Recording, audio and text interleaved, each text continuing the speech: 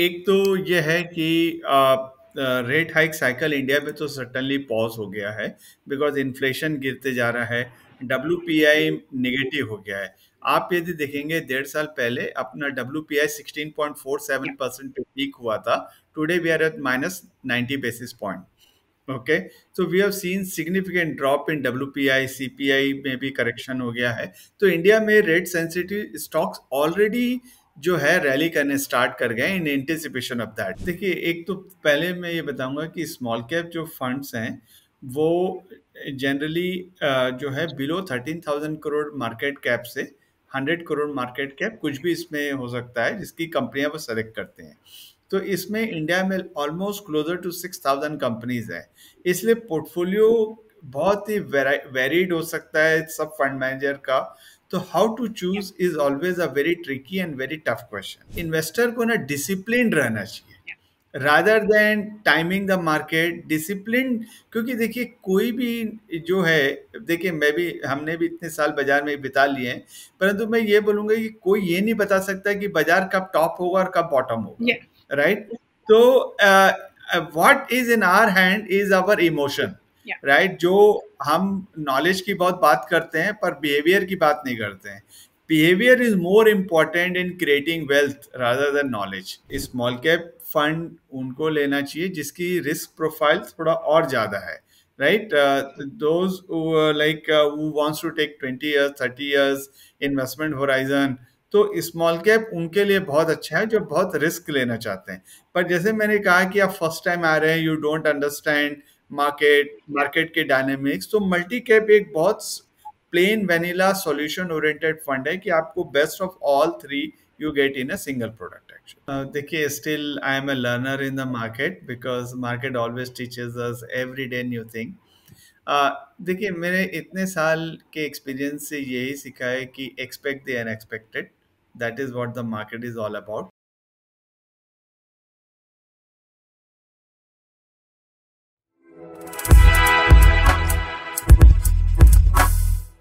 Hello friends, मेरा नाम नम्रता अरोरा है and welcome back to mutual funds की बात। तो म्यूचुअल फंड्स की बात में हम ग्लोबल और Indian economic conditions, commodities, stock markets, mutual funds के बारे में बात करते हैं और हर एपिसोड में we try to get someone with a lot of experience and lot of knowledge in this particular space. तो आज भी हमारे साथ हैं someone very renowned in the financial services industry. He is mister Gopal Agarwal. So Mr. Gopal is a senior fund manager at HDFC Mutual Fund. He has over 19 years of work experience in fund management and 2 years in equity research. He joined HDFC Asset Management Company Limited on July 9th, 2020. He has worked with SBI Mutual Fund, DSP Investment Managers Private Limited, Tata Asset Management Company Limited and Mirae Asset Global Investments India Private Limited in various capacities. Mr. Gopal holds a BE and an MBM degree. Hello everyone and welcome back to Mutual Funds की बात. Thank you so much for joining us today. जैसे आप सबको पता है कि हर हफ्ते हम एक बहुत इंटरेस्टिंग स्पीकर को लेके आते हैं, someone who has a lot of knowledge in the equity and mutual fund space. So today we have with us Mr. Gopal Agarwal from HDFC Mutual Fund. Hello Mr. Gopal, thank you so much for joining us today and we truly welcome you to this episode of Mutual Funds की बात. Mr. Gopal, let me start off by asking you some very simple fundamental questions. देखा जाए तो interest rate और inflation एक बहुत important role play करते हैं in the performance of equity markets and देखा जाए तो FPI money is also very very important, right? अब जैसे US Fed के अगर हम rates देखें they are peaking, जिसकी वजह से India may get a fair share of the the foreign money which is going to come into the emerging markets. So आपके ओपिनियन में what are the other factors जो stock market investors होते हैं उनको क्या ऐसे और फैक्टर्स हैं जिन पे ध्यान रखना चाहिए, और ये जो न्यूज़ है can be treated as good news for equity investors? या thank you Namrata, very interesting question. जैसे कि इक्विटी का जो रिटर्न रहता है ये प्राइमरीली 4 फैक्टर्स पे डिसाइड होता है। एक है कंपनी की earnings, second is earning growth, third is interest rate and fourth is liquidity. तो जहाँ तक जो क्वेश्चन अभी आ रहा है कि जैसे कि हम देख रहे हैं कि यूएस ने जो फेड रेट इंक्रीज करके फेड फंड रेट जो 5 टू 5.25% के आसपास आ गई है, इट इज़ वेरी हाई। और इसके कारण वहाँ पर डेफिनेटली जो है मैक्रो इकोनॉमिक फैक्टर्स में स्लो डाउन हम देख रहे हैं कि इकोनॉमी स्लो डाउन स्टार्ट हो गई है। जो चाइना की रीओपनिंग थी आफ्टर कोविड, वो भी जो डेटा मार्च और अप्रैल के जो दोनों डेटा आए हैं वो भी काफ़ी म्यूटेड हैं। तो इसके कारण हम क्या देख रहे हैं कि कमोडिटी प्राइसेस में डाउनवर्ड करेक्शन स्टार्ट हो गया है, राइट। और इसके कारण इंडिया का जो ट्रेड डेफिसिट होता है, जिससे कारण जो है अपनी करेंसी की डिसाइड होती है, तो India has now forex reserve of $590 billion और सो।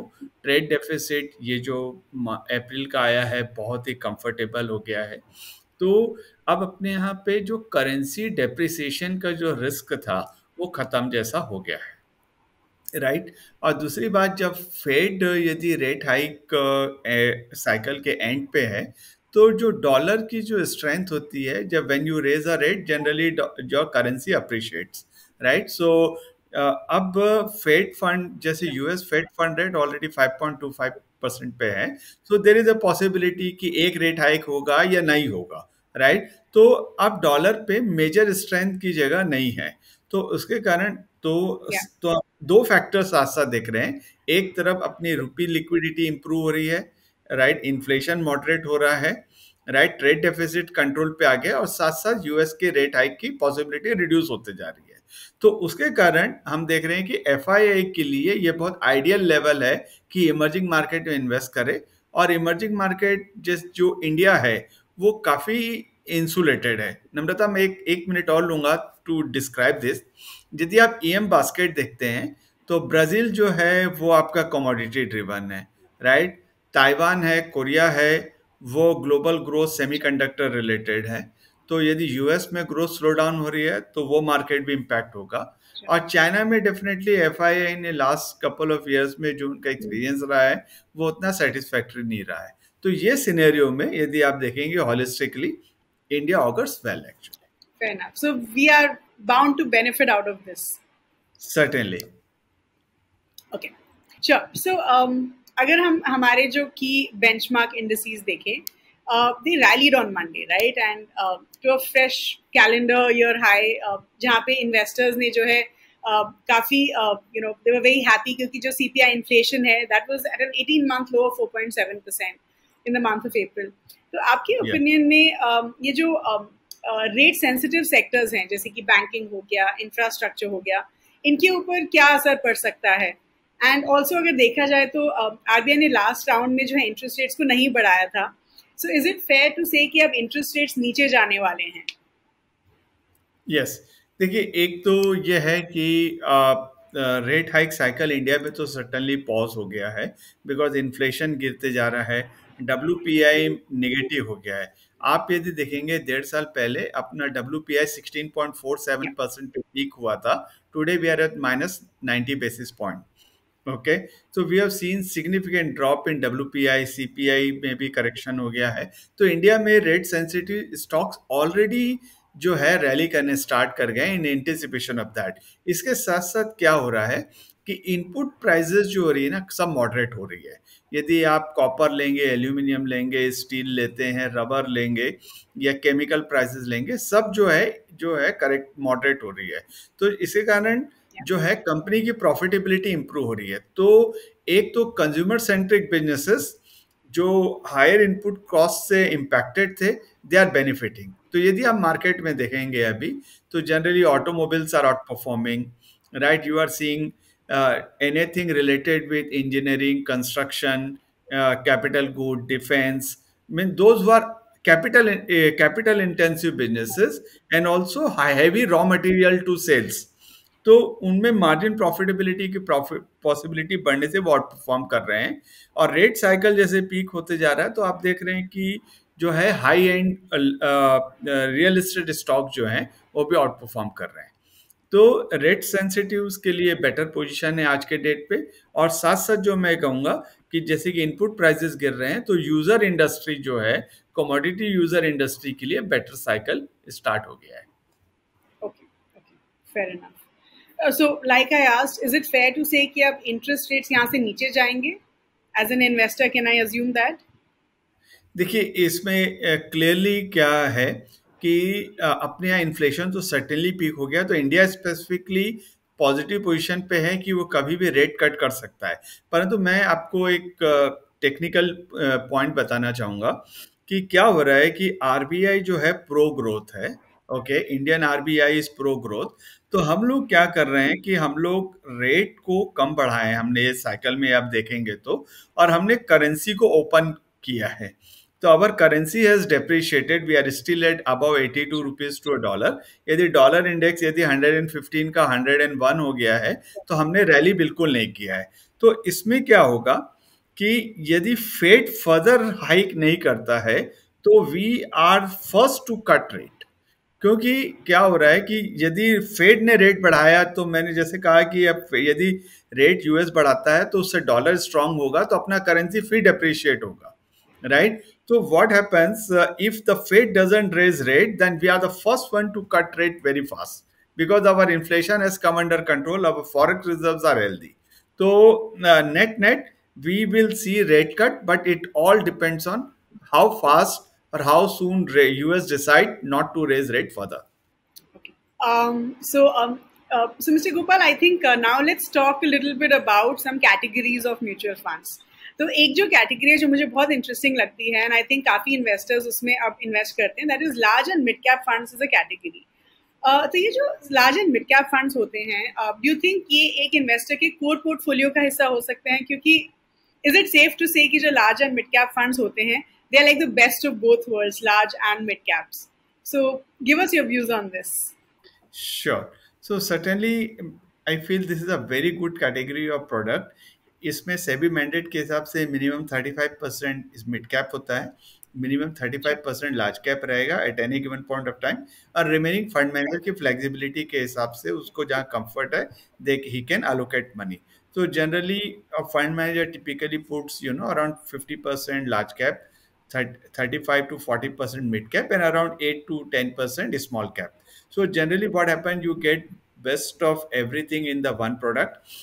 और जैसे कि India is a high growth economy है, अभी भी अपनी जीडीपी 3.4 ट्रिलियन डॉलर है, जिसमें लॉन्ग वे टू गो है because we have young population, we are still in middle income bracket, तो we have long way to go.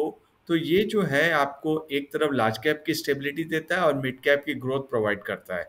तो this should be a very good core holding for any mutual fund investor for a very long period of time.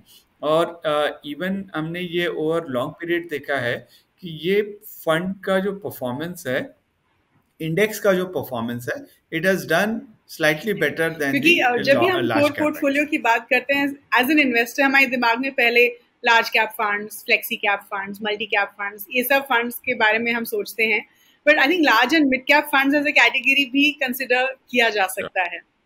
सो या okay, I think another very interesting category is small cap, right? I think आज के time में देखा जाए तो बहुत सारे investors small cap funds को बहुत पसंद करते हैं, ऑफ कोर्स काफी फंड्स ने बहुत अच्छा परफॉर्म भी किया है। लेकिन अगर हम देखें तो जो स्मॉल कैप फंड्स का जो पोर्टफोलियो होता है वो काफी यूनिक होता है, right? I mean every small cap fund has a different portfolio. तो एज एन इन्वेस्टर अगर मुझे अपने लिए एक स्मॉल कैप फंड सेलेक्ट करना है तो मैं कैसे सेलेक्ट करूं, considering it's pretty confusing, right? So how do I select the right small cap fund for myself? That's very interesting.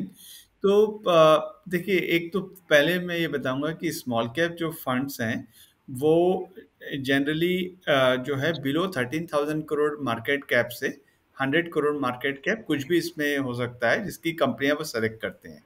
तो इसमें इंडिया में ऑलमोस्ट क्लोजर टू 6,000 कंपनीज है, इसलिए पोर्टफोलियो बहुत ही वेरिड हो सकता है सब फंड मैनेजर का। तो how to choose is always a very tricky and very tough question, right? तो मेरा ये थॉट है कि यदि हम फंड की परफॉर्मेंस को एटलीस्ट 7-8 ईयर्स की सीजनिंग के बाद देखें कि इसने ये डिफरेंट साइकिल में कैसे परफॉर्म किया है, तो आप उसका आउटकम बेटर आएगा। जैसे कि आप नम्रता, मैं क्लियरली बताना चाहूँगा कि एक फेज था बाजार में जो है प्री 2010, जिसमें कि you have higher investment based stocks have done well. 2010 के बाद एक ऐसा फेज आया कि जिसमें consumption oriented stock, so called high quality, has done well. Post COVID world and Russia Ukraine war, we are seeing so called value has come back again, which has done well in the last 18 months. तो मैं ये कहूँगा कि because typically mutual fund investor जो होता है वो long term investor होता है. तो मैं ये आई विल सजेस्ट कि वो 5 years का परफॉर्मेंस देखे फंड्स का और उसकी कंसिस्टेंसी देखे, राइट. क्योंकि देखिए जो म्यूचुअल फंड का इन्वेस्टर है उसको कंसिस्टेंसी पे ज़्यादा बिलीव करना चाहिए. तो वो 5 year का परफॉर्मेंस देखे. If the 5 year performance is behaving well, it will help. और दूसरी बात साथ साथ मैं ये कहूँगा कि अपना स्मॉल कैप में कम से कम 2 से 3 फंड रखे, ना कि खाली एक ही फंड. क्योंकि क्या होता है कि कोई ग्रोथ ओरिएंटेड फंड मैनेजर होता है, कोई वैल्यू ओरिएंटेड होता है, कोई ब्लेंड होता है, राइट. तो आप ऐसा नहीं हो कि आपकी एंट्री हो और आपका एक्सपीरियंस काफी खराब हो जाए. तो मैं ये कहूंगा कि आप 2 से 3 फंड सेलेक्ट कीजिए और उसमें जो है रेगुलर इन्वेस्टमेंट कीजिए. वेरी इंटरेस्टिंग, क्योंकि जनरली हमने जो इन्वेस्टर बिहेवियर देखा है, right, in the recent past we have seen कि इन्वेस्टर्स 1 साल या 2 साल की परफॉर्मेंस के बेसिस पे फंड्स में इन्वेस्ट करते हैं. But like you rightly sir, I think consistency of performance देखना कितना जरूरी होता है. So thank you so much for that answer. And आपने वैल्यू और ग्रोथ स्टाइल के बारे में बात करी है. I'll come to that. We have a big question around it. We'll talk about that as well. So I think एक और जो बहुत इंटरेस्टिंग चीज है वो ये है कि हमेशा ये there's always a debate कि SIP बेटर होता है या लमसम बेटर होता है. And I think as an investor हम हमेशा ही कंफ्यूज रहते हैं. हमें पता नहीं रहता है कि हम SIP करें, लमसम करें या दोनों करें. लेकिन अब अगर हम देखें तो AUM of SIP linked funds वो एक रिकॉर्ड हाई टच किया था 7.17 लाख करोड़ इन अप्रैल 2023. SIP डेफिनेटली एक बहुत अच्छा तरीका है म्यूचुअल फंड्स में इन्वेस्ट करने का. लेकिन ऐसे भी ओकेजन्स हो सकते हैं जहाँ पे जो सीजन इन्वेस्टर्स हैं वो लमसम तरीके से इन्वेस्ट कर सकते हैं. सो एज एन इन्वेस्टर एक आइडियल तरीका क्या होना चाहिए? लाइक क्या एक आइडियल तरीका है इज द क्वेश्चन, और अगर है तो वो क्या है? देखिए, सबसे पहली बात क्या होती है कि कोई एक आइडियल तरीका नहीं होता है. ये डिपेंड करता है कि पहली बात है कि आपके पास कितना फ्री मनी है, आप कितने समय तक उसको इन्वेस्ट कर सकते हो और आपका गोल क्या है. तो इसमें ये ना बहुत ज़्यादा डिसाइड करता है. दूसरी बात मैं ये क्लियरली कहूँगा कि इन्वेस्टर को ना डिसिप्लिन रहना चाहिए rather than timing the market. Discipline, क्योंकि देखिए कोई भी जो है, देखिए हमने भी इतने साल बाजार में बिता लिए हैं, परंतु मैं ये बोलूँगा कि कोई ये नहीं बता सकता कि बाजार कब टॉप होगा और कब बॉटम होगा, राइट. तो what is in our hand is our emotion, right. जो हम नॉलेज की बहुत बात करते हैं पर बिहेवियर की बात नहीं करते हैं. Behaviour is more important in creating wealth rather than knowledge. और इसके लिए मैं बोलूँगा कि डिसिप्लिन्ड अप्रोच रखिए. और जब भी हेडलाइन, जो न्यूज़पेपर के हेडलाइन काफ़ी खराब लगने लगे ना, तो उस समय लमसम इन्वेस्टमेंट करना चाहिए, राइट. क्योंकि व्हेन एवरीबॉडी इज क्राइंग और the headlines have turned very bad, right, so you are seeing more 52-week lows and all, then you should have more lump sum. Otherwise you should have a staggered disciplined investment that will help. So can we say कि अगर हमें lump sum investment करना है तो शायद timing of the market थोड़ा important हो जाता है कि जब market dip आए आप तब lump sum invest करिए, नहीं तो आप... Exactly. Okay, fair enough, and I'm sure our investors have definitely understood. So I think now एक और जो category है जो थोड़ी lesser known है are the solution oriented funds. और solution oriented funds में retirement plans जो होते हैं वो एक बहुत interesting category माने जाते हैं, जिसमें primarily equity में invest किया जाता है और इन plans का 5 साल का lock-in रहता है. ऐसे कुछ funds होते हैं जो retirement planning के funds होते हैं जो small cap stocks में invest करते हैं. तो आपके ओपिनियन में जो फर्स्ट टाइम इक्विटी इन्वेस्टर्स हैं, क्या उनको इन फंड्स में इन्वेस्ट करना चाहिए? And also can you tell us the difference between these plans? I mean ये जो सोल्यूशन ओरिएंटेड फंड्स होते हैं ये एक रेगुलर हाइब्रिड फंड से कितना डिफरेंट होते हैं? देखिए, पहली बात ये है, ये जो सॉल्यूशन ओरिएंटेड फंड इसीलिए बनाया गया है कि इन्वेस्टर्स को डिसिप्लिन वे पे वो रेगुलर इन्वेस्ट कर सके। जैसे रिटायरमेंट कैटेगरी के फंड में 5 इयर्स का आपका मिनिमम लॉक इन पीरियड होता है। तो like you when you come you have a goal in in front of you, और आप उसमें स्टैगर्ड या लमसम जो भी आप इन्वेस्ट करते हैं, because you want your money back after certain age only, right. तो ये हर प्रोडक्ट जो है, जो इसके हिसाब से डिसाइड होता है। so you have money and you have tenure in your hand, so you are investing for long term, Yeah. right? So these products are very good. That's why जो मैंने पहले कहा कि ये डिपेंड करता है कि आपके पास कितना पैसा है, कितने समय तक है, और उसकी कब जरूरत है, Yeah. राइट। तो ये सॉल्यूशन ओरिएंटेड फंड उसके लिए है जिसको लॉन्ग टर्म के बाद पैसा चाहिए। तो you know they don't need money in between. तो आप 5 इयर्स का लॉक इन देते हैं, Yeah. और उसके बाद भी उसको कंटिन्यू करते हैं। Sure. तो इसलिए उतना इन्वेस्ट कीजिए जिसको आप टच नहीं करने चाहते हैं, और उसको लॉन्ग टर्म के लिए कीजिए। तो this are very good product and for defined category, for a defined benefit actually. So this is very good, but you should have been disciplined actually. Okay. And can you tell us, are they any different from the hybrid funds? So the hybrid funds are generally now decided.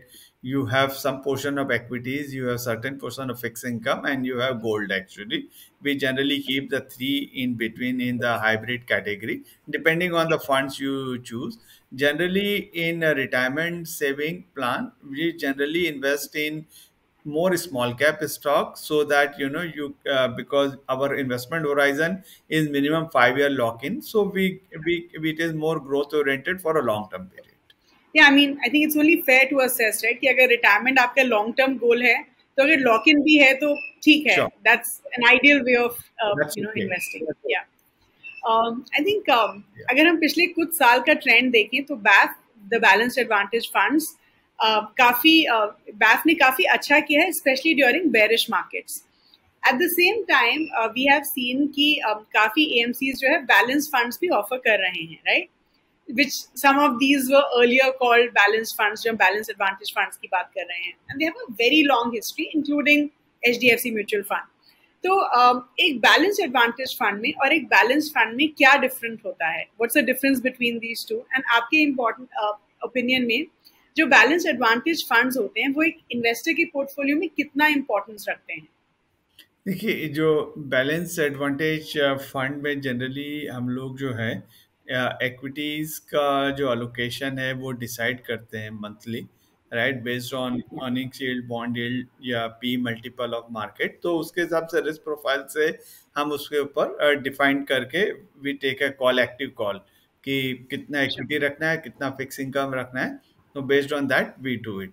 Balance fund में कई बार क्या होता है कि हम already define कर देते हैं इन्वेस्टर को कि will keep this much equity, this much fix income, this much gold actually. पर आजकल जैसे बाजार में हम लोग देख रहे हैं कि बैलेंस एडवांटेज फंड और बैलेंस फंड में बहुत ज़्यादा डिफरेंस नहीं है। बस ये है कि एक जगह you have lot of like variable in asset allocation, और एक जगह आपका डिफाइंड एसेट एलोकेशन है। तो एक इन्वेस्टर के पोर्टफोलियो में बैफ होना चाहिए, नहीं होना चाहिए? देखिए, एक स्टडी की गई है कि जिसमें ये देखा है कि लॉन्ग टर्म में if you are around 65-35 fix income and equities, you have outperform 100% equity और 100% fix income. Okay, yes, okay, so which means थोड़ा पोर्टफोलियो में एलोकेशन होना चाहिए फिर balance. Exactly, yes. Okay, alright.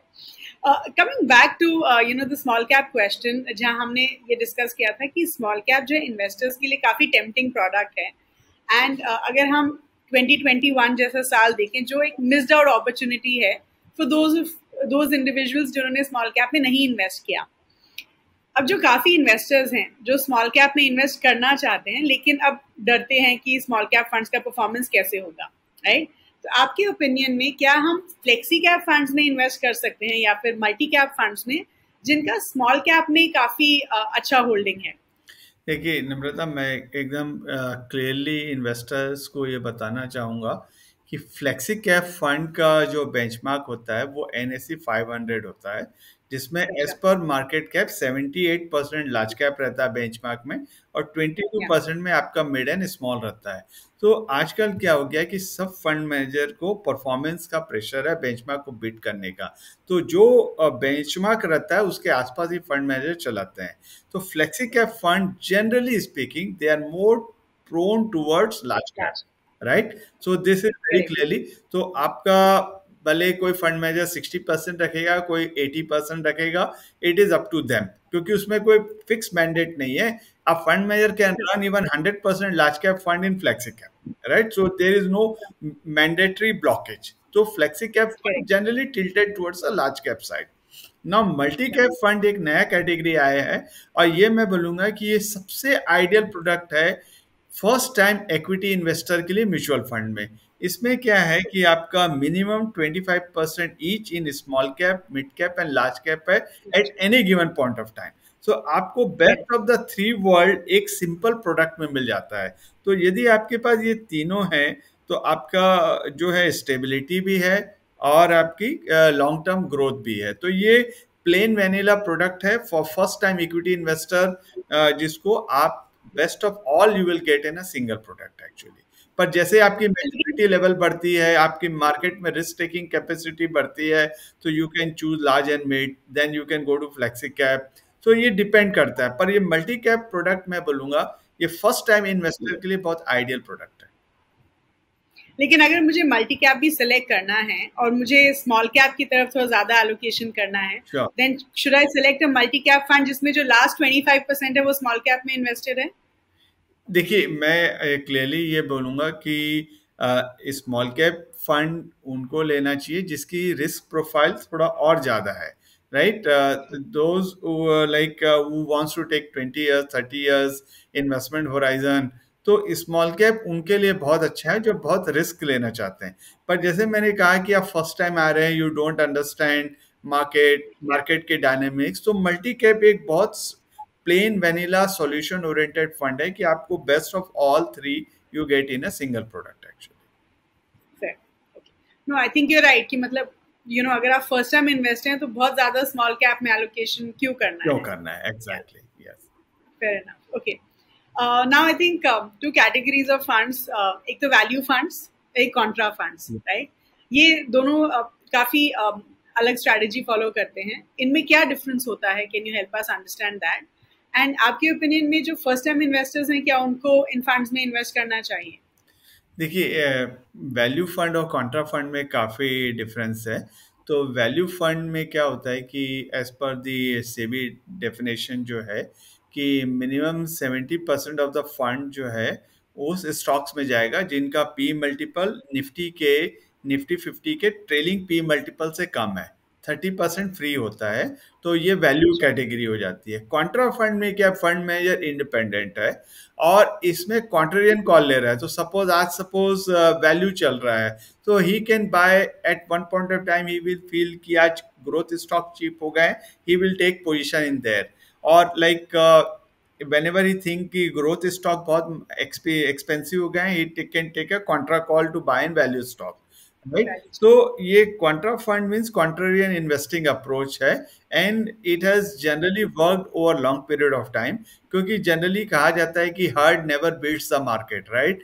तो a contrarian fund means you are taking contrarian approach and it has worked over long period of time.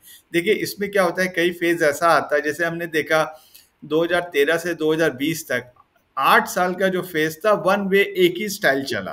तो आप यदि बोलोगे आप कॉन्ट्रेरियन थे तो it may not work that point of time, but like it has work in 21 22 and still we are in first half of 23, it is working. तो यदि आप कॉन्ट्रा फंड में इन्वेस्ट करते हैं तो आपका जो है इन्वेस्टमेंट होराइजन थोड़ा लॉन्ग होना चाहिए and you should be patience enough. और वैल्यू स्टाइल जनरली क्या होता है कि ये लो रिस्क स्ट्रैटेजी है, राइट। इसमें लो रिस्क स्ट्रेटेजी है और इसमें उनको इन्वेस्ट करना चाहिए जो suppose you are old enough, you don't want to take very high risk, you want moderate return but having आप देखिए प्रिंसिपल में तो हर जगह रिस्क रहता है, पर इसमें वैल्यू स्टॉक में जनरली प्रिंसिपल पे जो है आपका रिस्क कम हो जाता है। तो value investing is more for like you can say low risk taker actually, and it works many times actually. So then is it fair to say कि अगर मैं फर्स्ट टाइम इन्वेस्टर हूँ तो मुझे शायद कॉन्ट्रा फंड्स में डालना चाहिए और वैल्यू फंड्स में नहीं, या फिर मुझे इन दोनों में ही नहीं डालना चाहिए as a first time investor? देखिए ये कॉन्ट्रेरियन इन्वेस्टिंग उसको करना चाहिए जिसने ऑलरेडी थोड़ी वेल्थ बना ली हो। Fair enough. So which means definitely not for first time investors. Yes. All right. Okay. I think जब हम इंडेक्स फंड्स की बात करते हैं, जनरल फोकस रहता है सेंसेक्स या Nifty 50, right? I mean most people look at these two industries अगर उनको इंडेक्स फंड में इन्वेस्ट करना है। तो ऐसा जो इन्वेस्टर है जो एक इंडेक्स फंड में इन्वेस्ट करना चाहता है, can he look at Nifty next 50 या फिर मे बी मिड कैप या small cap index? I mean what is your take on index funds and what kind of index we should select for our index fund investing? देखिए पहली बात यह है कि index investing जो है वो प्लेन वेनिला, आपके पास ऑलरेडी पोर्टफोलियो कंस्ट्रक्टेड है, you know what kind of stocks I am buying and you have put some money there, it's a passive style of investing, right? Generally speaking ये style जो है, जब market narrow movement रहता है market में, तो उसमें यह है इंडेक्स फंड जो है वो बीट कर देते हैं एक्टिव फंड्स को। तो जैसे हमने देखा कि पोस्ट जीएसटी एंड डिमॉन के बाद जो फेज आया, आईएलएफएस क्राइसिस जो इंडिया में था, तो 2018-2019 में, मतलब 2.5 years, जब मार्केट बहुत नैरो था, रिस्क अवर्जन था, तो index style has done very well actually, right? But if you assume India is a growth economy, still we have long way to growth. So passive strategy के साथ साथ active भी good है, right? पर generally speaking index investing में क्या होता है कि आपकी कॉस्ट कम होती है, because index funds are low cost product actually, right? और ये उसमें ये उनको ये जनरली उसको उस इन्वेस्ट करना चाहिए जो मतलब जो है दे नो कि where they are going actually, जिन्होंने काफ़ी रिसर्च कर ली है, जो समझते हैं कि भाई कि I want to have low expensive product और I want this kind of return only, right? Suppose you want extra, then you have to take some risk to come with a with an active fund manager. Though there is no guarantee that active fund manager will outperform the index actually, but generally speaking, that's the trend actually.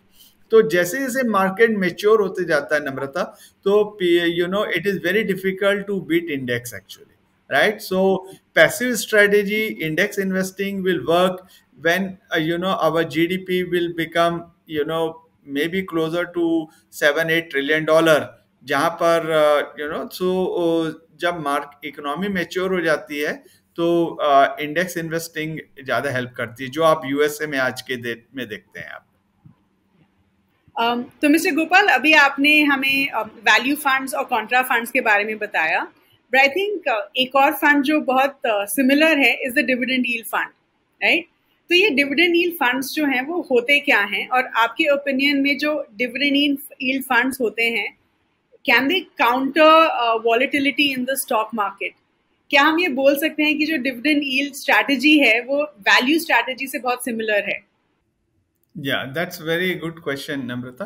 तो ये dividend yield जो stocks होते हैं generally जो है वो study cash flow oriented generating companies रहती है, they have a very strong balance sheet, तभी वो डिविडेंड पे कर पाते हैं, और ये businesses free cash flow generate करते हैं। तो जो businesses free cash flow generate करते हैं, जिनके बिजनेसेस में लो डेट है, तो वो काफ़ी स्टेबिलिटी प्रोवाइड करती है, राइट? तो ये बोलूँगा कि जनरली ये मैच्योर बिजनेस होते हैं और ये study stream of cash flow देते हैं, जिसमें मॉडरेट ग्रोथ रहती है, बट इसमें वोलेटिलिटी कम होती है। तो ये जो स्ट्रैटेजी है, ये जो मैं बोलूँगा कि अबव 50+ है इन्वेस्टर, उनके लिए ये स्ट्रैटेजी काफ़ी अच्छी है actually. So basically for more matured investors. For a matured investor, this is a very good strategy, actually. Okay. Yes. So, Mr. Gopal, we always ask this question to all our, speakers कि आप हमें कुछ अपनी learning से सीख दीजिए and tell us कि, how has your journey been और हम उससे क्या सीख सकते हैं? देखिए, still I am a learner in the market because market always teaches us every day new thing. देखिए, मैंने इतने साल के एक्सपीरियंस से यही सीखा है कि expect the unexpected, that is what the market is all about.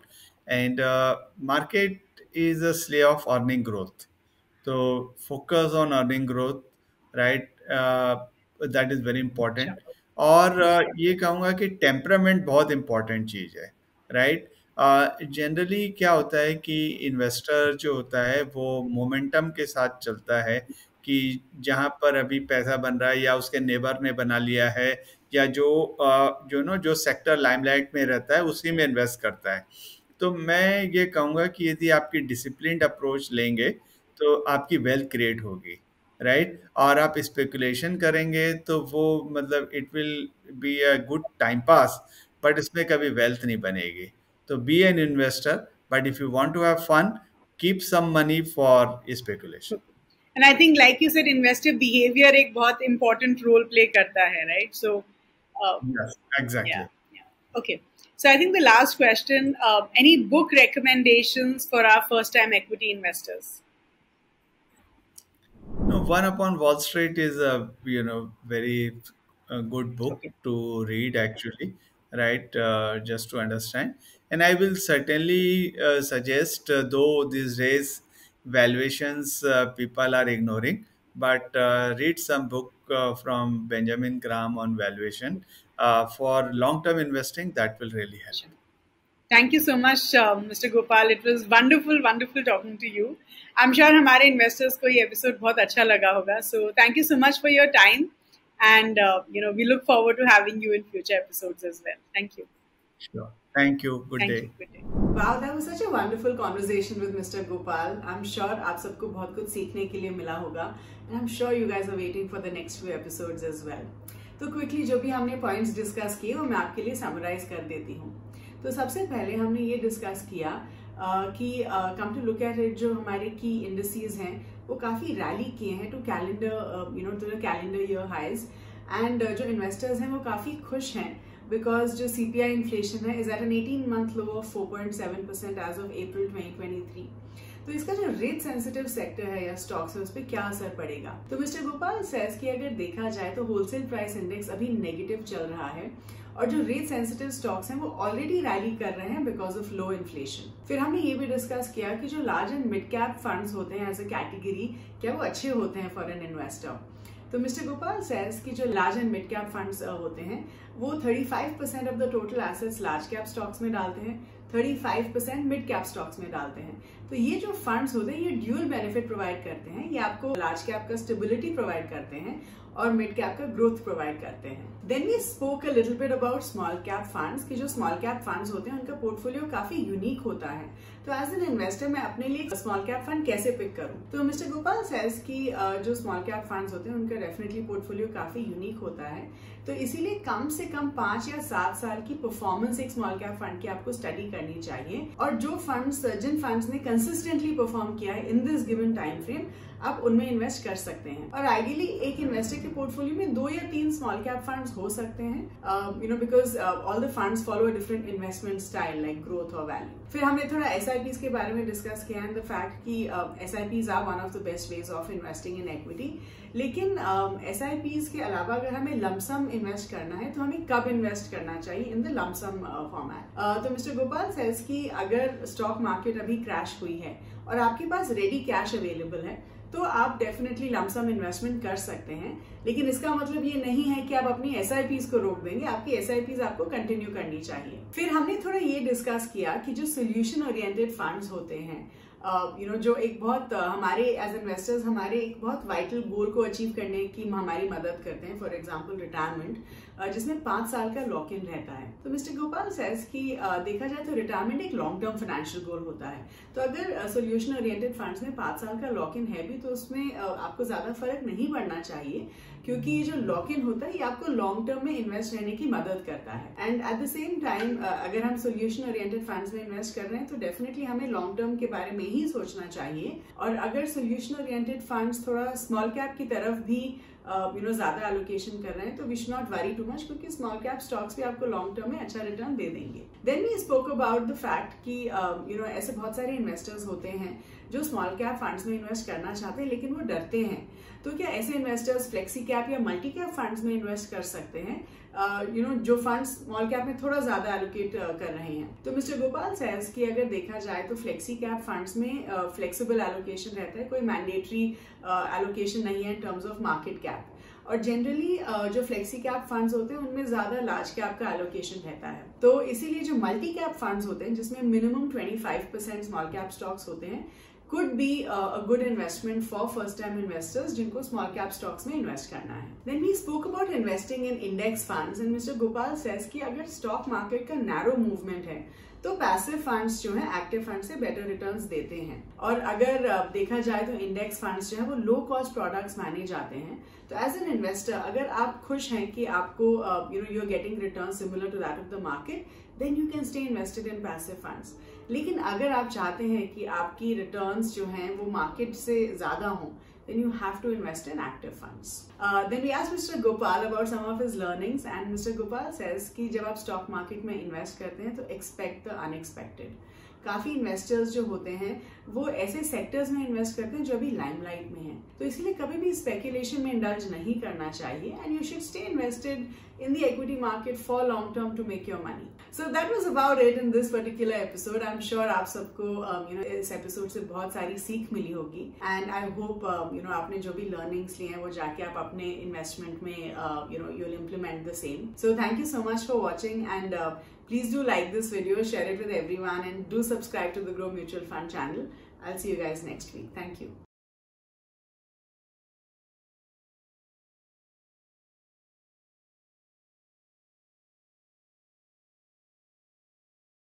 Mutual fund investments are subject to market risks. Read all scheme-related documents carefully.